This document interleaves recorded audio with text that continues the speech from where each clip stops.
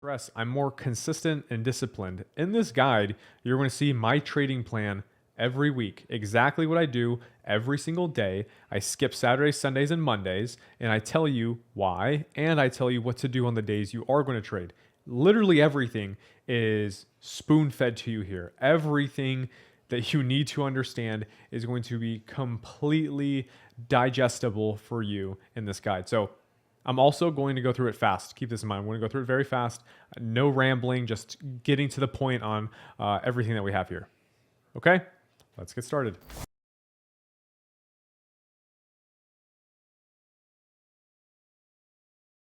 So we have quite a bit to go through. I'm going to do a quick overview. This is the meat of our guide to unpack. And then at the end, we do have a terminology section. If there is anything that you did not understand, you can always go back through here, and it has every term I've used, plus every term that is in the ICT SMC universe that maybe you've heard before that you want an explanation for. That's just a quick freebie at the end. But let's get started. The model is called the ILM, Inverted Liquidity Model. We are going to start with the proof of concept. We are going to start here because you need to understand why I'm even talking about this in the data and progress I've had since trading it. So one thing we are going to first look at is the trailing live data. This is from my month to date. This is 23 days into the month. Almost 63 are collected. If you don't understand what that means my portfolio has more than doubled so far. A 62% win rate, 22 days traded, 53 trades in that time. Nearly 2 trades a day.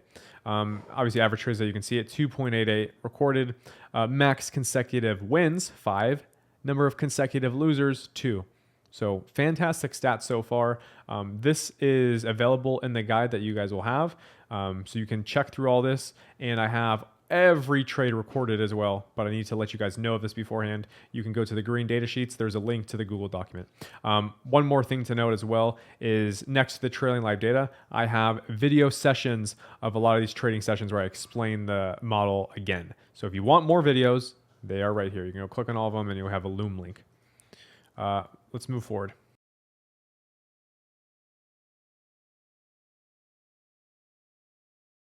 First thing we need to go over is to be my weekly plan, what to do. Here's the weekend prep. Let's assume that you're starting on a Saturday, right? Review. This is the weekend prep. Saturdays and Sundays are review. Review the losses. What's been going wrong? Why? So we can make sure not to do it during the week. All right, Monday comes around, or Tuesday, depending on the one you choose to trade, which session you choose to trade. Before session, there's a few things you need to find. Where is price going to go to on high time frames? DOL means draw on liquidity. Practically just means where is price most likely to head towards? What liquidity zone? If you don't understand liquidity, I explain it soon enough. Are we in a seller buy program? Don't worry about that as well. I completely explain all these, but I need to say them beforehand so you know when to go back. Before your trade, so let's say 5 minutes into session, 10 minutes in a session, you need to have your pre-execution checklist. So you're going to be reviewing the daily checklist I give you, and you're going to figure out what model you're going to be focusing on for that session. Now the easy part. During the session, all you do is trade, you execute, and then your trade ends. There's only 2 outcomes here. Enter trade, trade ends. Find the model, trade the model, and then when the trade ends, only 3 possible outcomes, of course: win, loss, no trade, break even, right? Journal it. Once a session ends, whether you're trading at the end of New York session and it literally ends, or you take 2 trades, 3 trades max, whatever you choose. To be fair, I do have a trading plan for you that I prefer you to use, but again, we'll get to that when we get there. Review the logs, right? At the end of the day, review your trades. We'll review it again on the weekend. So we're compounding this idea of reviewing the losers. Let's move forward.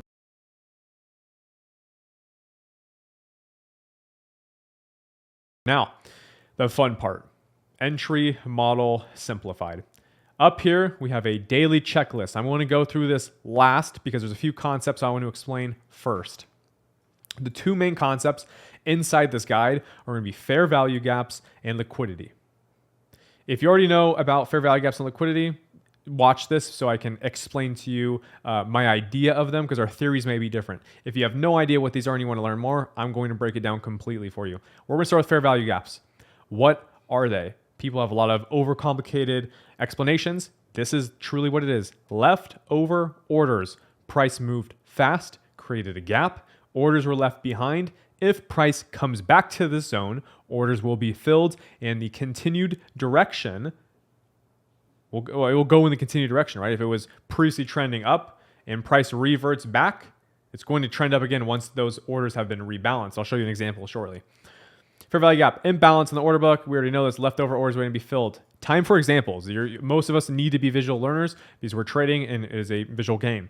Fair value gap. It is a gap between a previous candle, the fair value gap candle, and the candle after, right? If there is a gap in between the high of the previous and the low of the next one after, right? The adjacent one or new populated candle, that is the gap. Why? Because statistically speaking, when you have a massive market buy, right? Someone has bought at market price, meaning they are eating the orders of the book up, right? There's orders placed here, here, here, here, here, in which normally price would have to trade through slowly to get up. If a massive market order is placed, you will have a huge candle like this produced. Guess what? There's a lot of orders that are left over that need to be filled. So if price returns here in the future, you will have a rebalancing and then it will continue. Now you'll see a great example of this in a second. Here's the bearish version of it, self-explanatory. It's just the inverse of this one. Now here's the example that is going to make the most sense to you. You have this massive market buy order, right? You have this massive order here, most likely New York session open, London session close, that caused a huge algorithmic buy.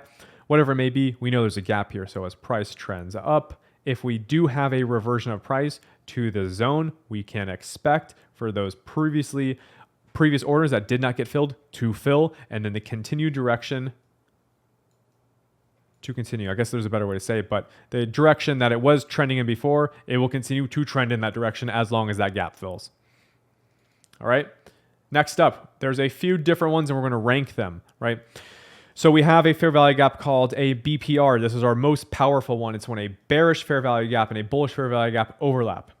Second one is an inversion. If a fair value gap has price trade through it, invalidating it, that price will flip, or that zone will flip into a new demand zone or supply if you're on the sell side.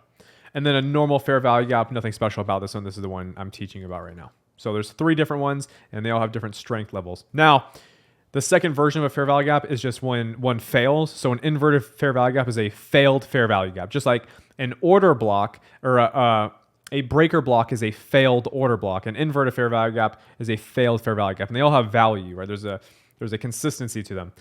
So the idea of this is fair value gap is created here. If price trades through it and closes above, it's failed. Now, this zone that was previously the standard fair value gap can be used to rebalance orders in the opposite direction of that previous trend. So if trend was previously downtrending and you have this inversion of the fair value gap, now we expect it to go on the opposite side of the curve. This is important because this is a lot of the meat of the idea of our model here. Here's another example, as you can see, from the bullish side and the bearish side. More examples because we're visual learners. I'm not going to go over these, but they're here when you look through the guide in case you are confused. Now that you understand fully, you know what a fair value gap is, just in that short 5-minute description. You know what a failed fair value gap is. Failed fair value gap is an inverted fair value gap. So you understand what a standard FVG is and what an IFVG is. These are important, but it's very easy for me to explain them that quickly for you. Okay, you can find these and we'll talk about them more in some examples. The next part of the entry model,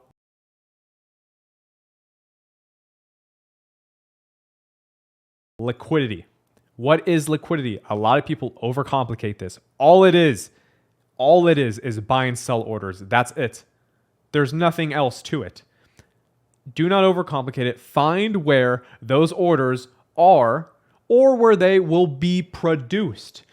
When trading, technically, all you're doing is trading from level to level in which liquidity is produced and then liquidity is taken, then produced, then taken, then produced, then taken.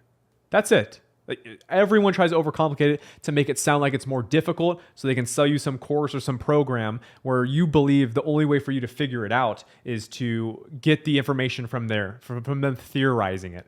There's no theory here. Liquidity is literally a buy here, a sell here, balanced. There's a buy, and a sell. Well, now it's imbalanced and price is most likely to move down or up depending on which side was heavier. That's fucking it. Now, let's move into some examples of how to find liquidity, right? This is very important. So shout out Tens on Twitter, a very good infographic for us to use. Now, these are using usual highs and lows to find it, and this is how you're going to find certain points of liquidity on the chart, right? So structural lows like this, that low, you can assume that stop losses are placed there. So if prices to trade through it, those stop losses would be triggered, and that causes a sell order. A sell order is liquidity. Now let's go to this one here. This is a high, a structural high. If price is to trade through here, people at these highs who hold short positions will buy them back, right? So they will produce buying orders. So that is how a buy order is produced and how a sell order produced. And as we know, that is what liquidity is. Now let's go into some of my more favorite ones. Trendline liquidity. We all learned this when we first started trading. Trendline liquidity. As these trend lines are built up, a whole bunch of liquidity is built there too. Why? Because stops are placed at those lows. Next one, range. One of my favorites because ranges are probably the most consistent. A cluster of these lows contains a whole lot of orders, a whole lot of individuals who will sell their position here, sell it here, sell it here if price trades down into it. Producing what? Did you say it in your head? What will be produced if that low is ran? A sell, right? Because all the buyers here will have to sell their buys, producing liquidity. Same thing on the range. It'll just be the opposite, right? All these people with shorts will have to buy them back, right? Because a short position is curated from the borrowing of a buy. In order to get a buy position back, you got to buy it back. So shorts buy back their positions. Longs sell their positions. And then equal highs and lows. If there's a level where there's two lows or two highs, you can bet your bottom dollar that there will be a massive reaction from those levels. So understanding liquidity helps you understand where you are going to make actionable insights on the chart. Next one, buy side, sell side liquidity. Why do we call this buy side? Why is this buy side up here? We call it buy side because if price trades up here, the shorts that were positioned at this external high will buy back their positions. Buy side liquidity because it's liquidity being produced from buy orders. And then sell side's the exact same thing. All right. Last one is to emphasize a little bit more on trendline liquidity and the ones that are the most important because there are some that are more important than the others. A high resistance liquidity run is when price is leveraging up, moving up, and then you have these highs, right? These highs just keep rating. It's high resistance liquidity run. It's slower. It's not really the preferred range that you want. The preferred range you want is going to be this one, low resistance liquidity, because it moves fast. And I'm going to do a quick example of why this moves fast and how you can understand it moves fast. So you're going to have something like this, right? Where you just have all these highs that have not been rated yet. And then maybe you have some high time frame fair value gap here. Price trades into it and then moves up. And then your expected actionable insight is the fact that if one of these highs is ran, what's produced? Buy orders. Well, buy orders can produce further buying pressure to the upside. So it would then pressure these highs. And those tag, well, it would pressure these highs. So you usually get a very quick and sporadic move when you get a low resistance liquidity run. And it's very easy to spot them. It's just resting liquidity at the highs. Okay. You now know what liquidity is. You completely understand it. You know where orders can be triggered in order to produce buy and sell orders, which equals liquidity. Congratulations. Let's move on. Now, we understand fair value gaps and liquidity, which are key pieces to this stuff over here.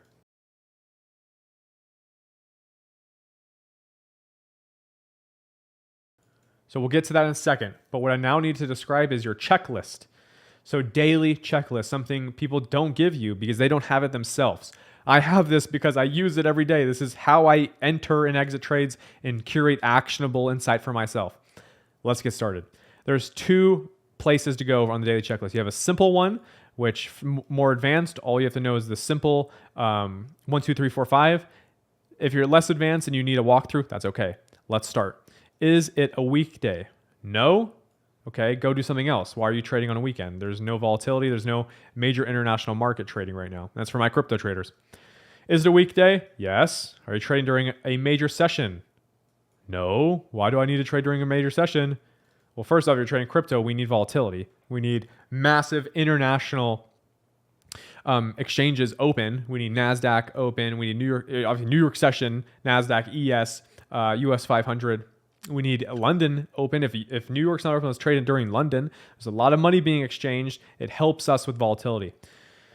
If you can't trade during any of those sessions, you still can trade during kill zones, but I truly prefer for you to trade during a major session. Yes, great.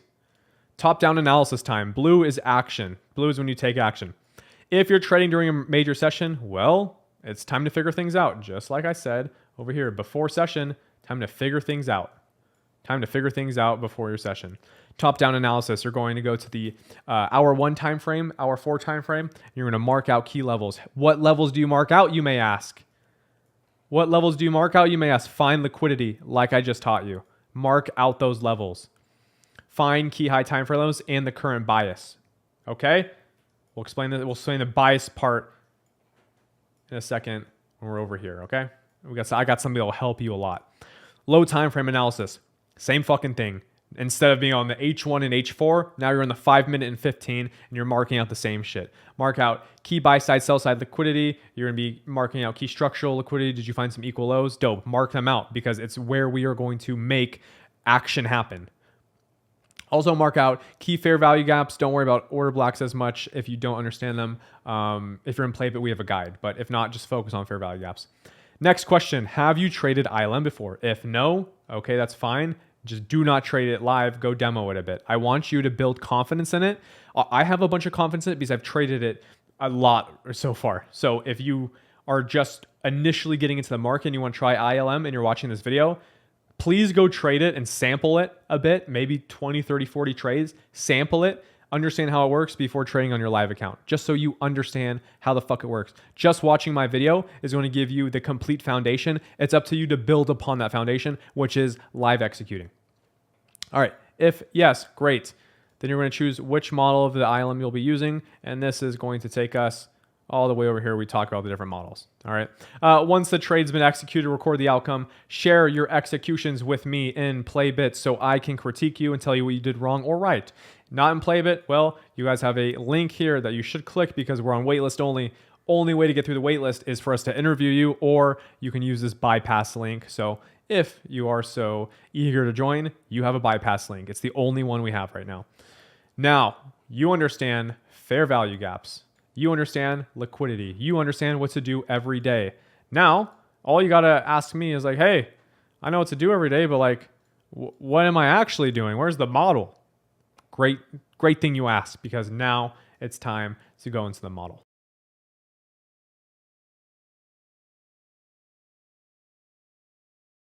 All right. We will be starting with model number 1. This is if the market's trending. Some of you may ask, what does it mean to be trending? First thing I'm going to talk about is the things I put down here. Then I'm going to talk about the easy way to determine it. Okay? A high time frame draw on liquidity is higher or lower for the sell side, right? You're on the buy side of the curve, so you haven't taken out those external liquidity points above you. Again, this is all referencing if your bias is to go long. Inverse everything I'm saying for shorts, of course. High time frame sell side liquidity, that means a high time frame low has been taken, a key liquidity point, and most likely you're now going to target the opposite side of the curve because the sell program is over. Play more aggressively, by the way, because in a trending market, it expands faster and more consistent in one direction. So you have a better opportunity to collect a larger reward. So that's why we say play more aggressive. And here's the key one, trading above the 15-minute EMA. Now, this is the best way to determine bias. Absolutely not. I would prefer for you just to understand the market structure, which we go into here. But if you want to understand a bit more, in a ranging market, if you turn on, because this model, by the way, I haven't said it yet, but this model is traded on the 5-minute time frame only. All of them, 5-minute only. Why do I do that? I want to produce more trades during the day, or at least more opportunities for myself. So I'm not sitting and waiting for swing trades to complete themselves in 7 days or 2 weeks or 3 weeks. I can complete 2 trades in the same day and get the same reward I would have had if I waited 8 days for a swing. Anyways, back to determining if you're ranging or trending. Turn on the 15-minute 200 EMA. I have a specific proprietary indicator right here.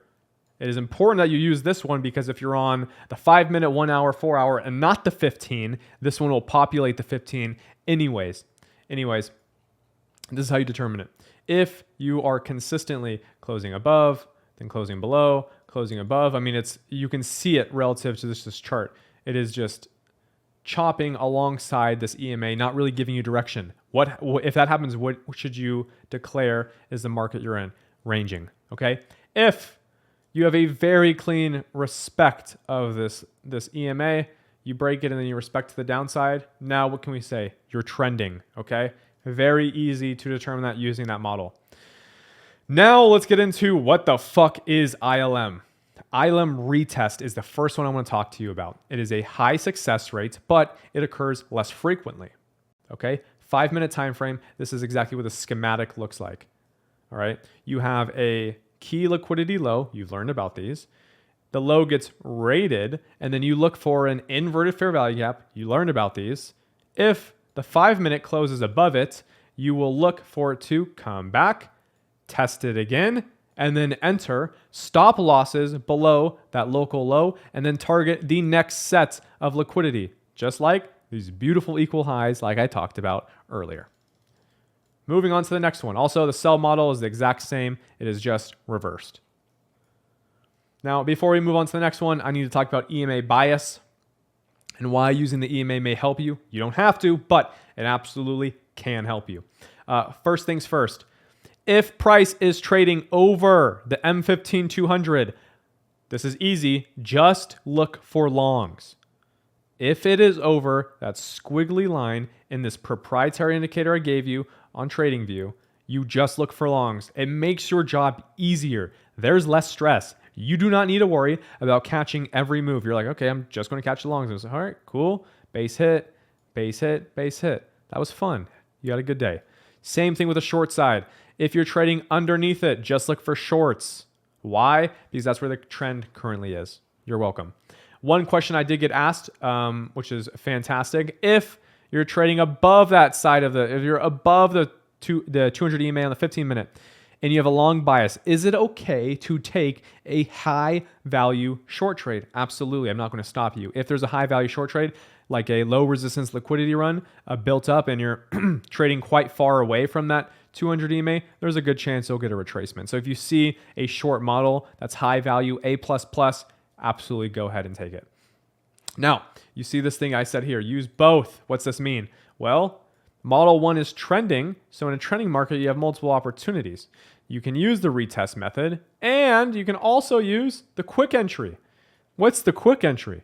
Well, almost the same thing, but here's what happens. Let's say you're on the buy side of the curve now because sell side's been taken out, right? Boom, sell side's been taken out. You could even consider this equal lows here, low here, low here, taking out the liquidity, bunch of orders placed. Now you got a whole pot of whales looking to pick up those long positions now. They pick them up. A fair value gap is inverted, 5-minute closes. Now here's where it changes. If the 5-minute closes outside of that fair value gap and becomes a failed fair value gap, so inverted fair value gap, you will look to enter immediately as the 5-minute closes and take a stop loss position at the break of that fair value gap and then a TP at your liquidity highs, right? And this is, you have to determine what those highs are, but it normally is going to look like this, where it's a structural high. It can even be a fair value gap above head. It can be equal highs, right? You will know this because you've already learned about liquidity earlier in the video. What's the sell model look like?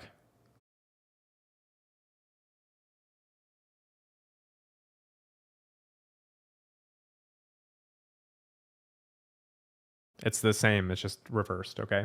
This has a lower success rate, but it's more frequent, okay? Moving forward, if you're ranging, like up here, how I kind of told you, this is a cheat code. You can kind of just decide if you're ranging using this. Otherwise, if you have your own method, decide if you're ranging, go for it. There's 1,000 different ways to do this, but I'm giving you that cheat code to determine that. If you're ranging, right? Normally, it's after an explosive move, right? Price just attempts to trap both sides, and you have to play more conservatively. So you look for a little bit less than the previous one. Previous, you're looking for plus 2.5. Now you're looking for plus 1.5. Okay, more conservative. So you're looking for less reward.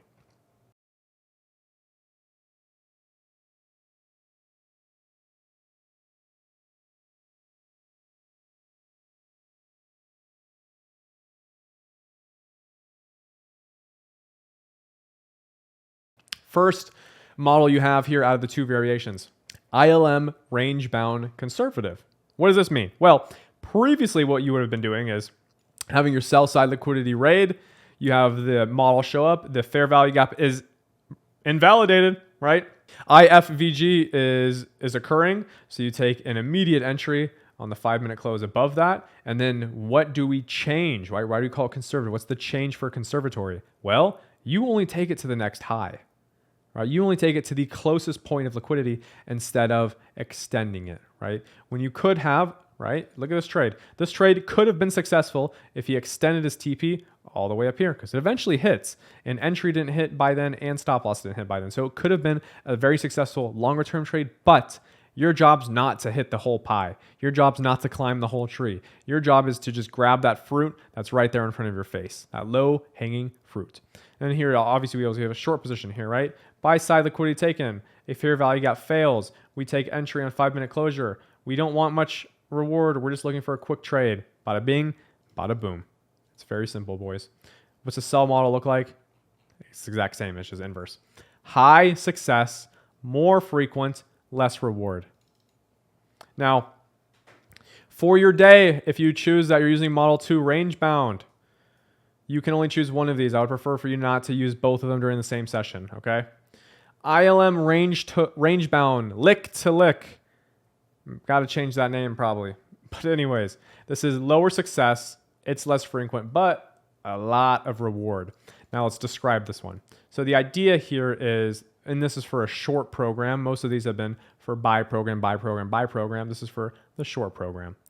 Buy side liquidity is taken. We expect to move down. You take a short position because you have the failed fair value gap, and then you get stopped out minus 1R. Guess what? This is the model where I actually encourage you to take multiple trades to the same targets in a row. So up to, I'd say, 2 trades because you can only take, remember, we'll go over this in a bit, but you stop on 2 losses. So you can take 2 trades in a row. And eventually, you'll end up hitting it, right? Remember, low success, less frequent. Most people are going to go with the conservative approach each session. Now, you know the 4 variations, or you know the 2 models and the 2 variations within those. Perfect. Now, let's go to the trading plan. What are you going to do day-to-day basis?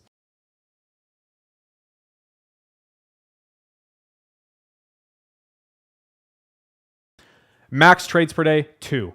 You either stop on 2 wins, 2 losses, or a 1 and a loss. Schedule Tuesday to Friday during a major session. Capiche?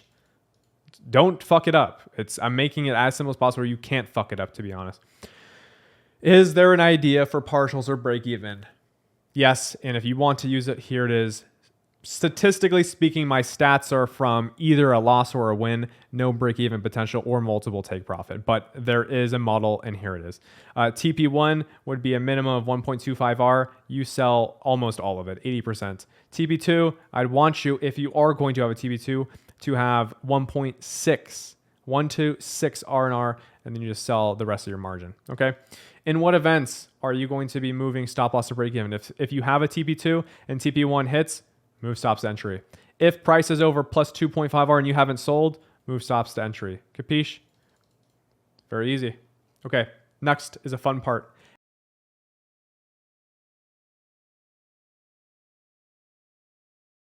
Examples and info, probably the one that you guys are going to learn the most from. So thank you for watching this long, because most people have a attention span of 2 minutes.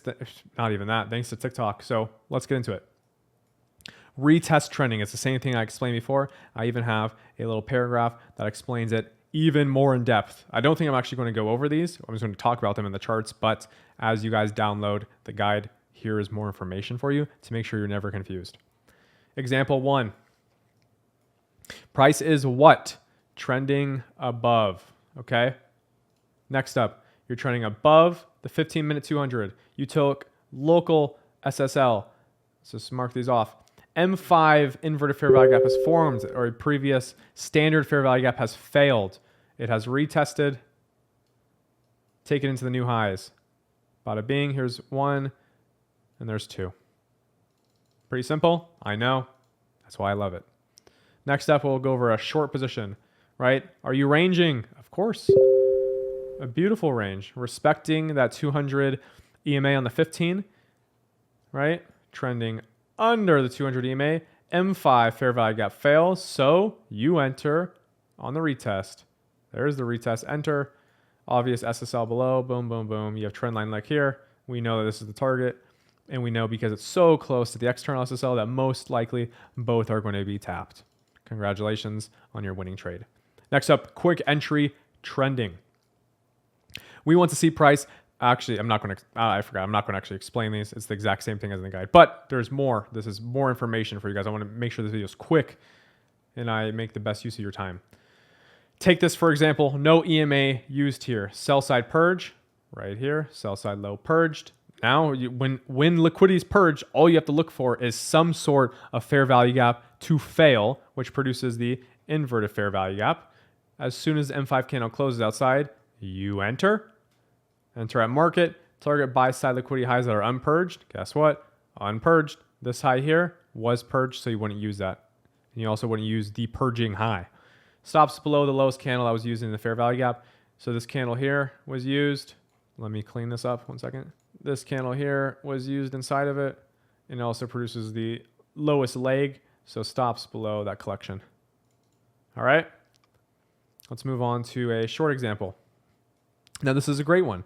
This is where previously it tried to break out of that 15-minute, and then it closed back down inside, right? When you start seeing this choppiness in a previous trending market, we can assume that's going to revert back into its previous trend. So one thing we see is buy side liquidity taken. Boom, highs taken out. Failure to hold the 15-minute EMA means potentially we're going to be falling back under, continuing the previous trend.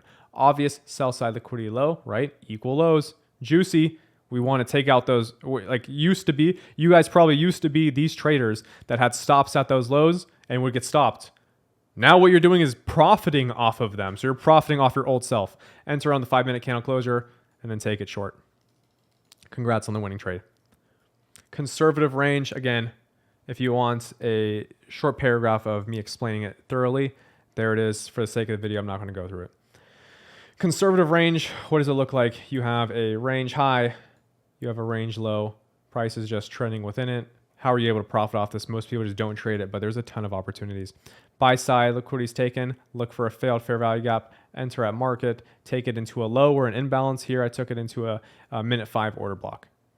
Again, for the next trade, very clean. You have sell side liquidity taken.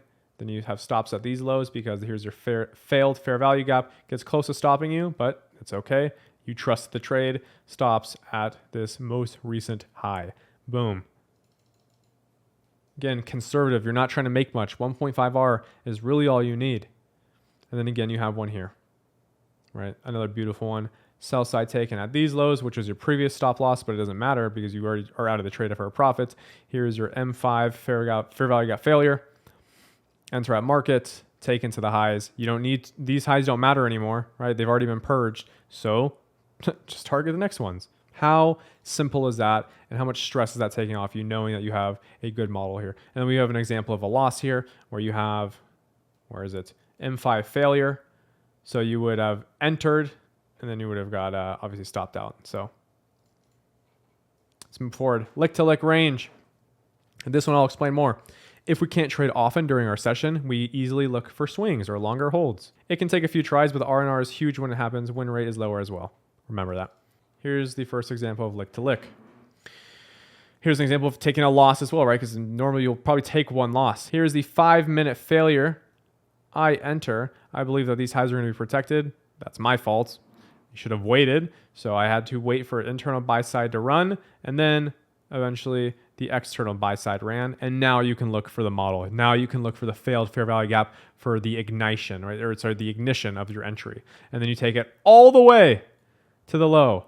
You're not going to stop here. You're not going to stop here. You're not going to stop here. Take it to the whole fucking low.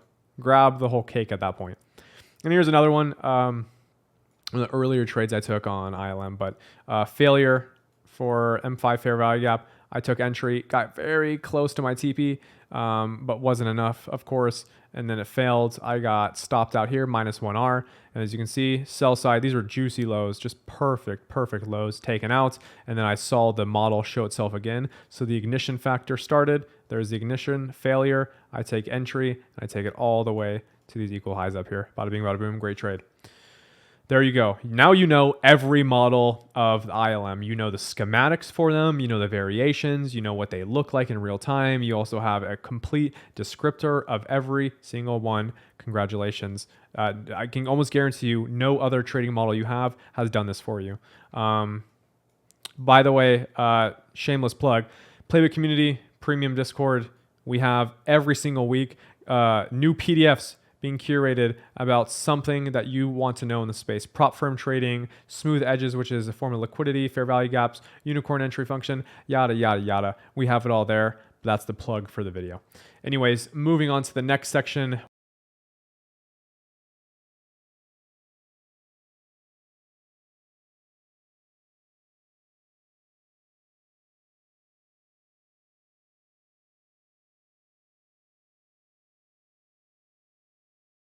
When you get the guide that you'll see, we have a full ICT SMC terminology guide. Now, I don't talk about all these terms in the video, but I know that a lot of you have heard these before, like BISI, B-I-S-I, buy side imbalance, sell side inefficiency, right? A lot of these are in other people's like programs, or these are like what other ICT traders talk about. So they're commonly known in the terminology list. So I give you the whole list for free that we created. Some of them I talk about, but if you are ever looking for terminology, there you go. At the end of the guide, you get it. Okay, great video. We're probably at 36 minutes or something. Thank you guys for your time. That is everything. A lot of you are probably watching this video from the email opt-in. If not, this video has been posted on YouTube or at least after that. So congratulations. Test out the theories, guys. Test the theories, because this trailing live data is a godsend. Watch my old videos where I trade it live. And honestly, for a freebie for staying this long in the video, let me show you what happened on ETH this weekend that actually gave a very valuable short position. I saw a lot of people actually not taking this, which was surprising, but it was the only position I would have taken if I was to trade weekends, right? What do you see here? Quiz time. Tick tock, pause it. What is this here, right? What is it? Buy side liquidity, a whole bunch of stops. Why? Look at this. I mean, how many more highs can you ask for? So we know that this is a high value zone for price to run. Cool. All right, fine. We know that. What else can you see? Do you see something here? That trendline liquidity? That low resistance liquidity run? It's right there. Remember what I said about that? Those are extremely high value. If you have a buy side liquidity run, next thing you do is go to the 5-minute time frame. This is actually a bad chart to look at because liquidity's pretty shy. I'll go to Bybit. But hey, there's a lesson for you too. You should use a high liquidity provider exchange. I was using KuCoin. But there you go. There's your buy side liquidity. Let's label them so you're not confused. BSL. And then you have your low resistance liquidity run, which is all of these highs that are just resting. This is LRLR. The idea is that you're on the 5 minutes after this high is ran. You have this purging 5-minute. Where is it? Here you go. This is the candle that broke the structure to the upside. Once this 5-minute fair value gap fails, what can you do? Enter at market? Absolutely. Enter at market. Stops above previous highs that tested in. And guess what? Since you have the LRLR, you're going to have a pretty deep TP because you know the whole structure has a good chance at getting swung down. And guess what? It kept falling, and it's still falling right now. Could you have held all the way to this low? Which model would you have had to use to hold all the way to that low? By the way, there's LR again here. So it would have been a high value hold all the way down. Beautiful. I mean, absolutely a beautiful trade. And this example was like, I don't know, 7 hours ago. So if you were to trade the weekends, you can find some high volatility trades, but that's a beautiful example of one. Okay. Congratulations for learning today. Congratulations for taking the time to learn from an actual model that has trailing live data and it has proof of concept and has been proven profitable. That's all I ask of you in the future of your trading career, is to choose to learn from people who have data to back up their claims, who are curating entire step-by-step guides like this. Someone who doesn't understand their model and doesn't provide you with clarity like this of the model, I would be wary.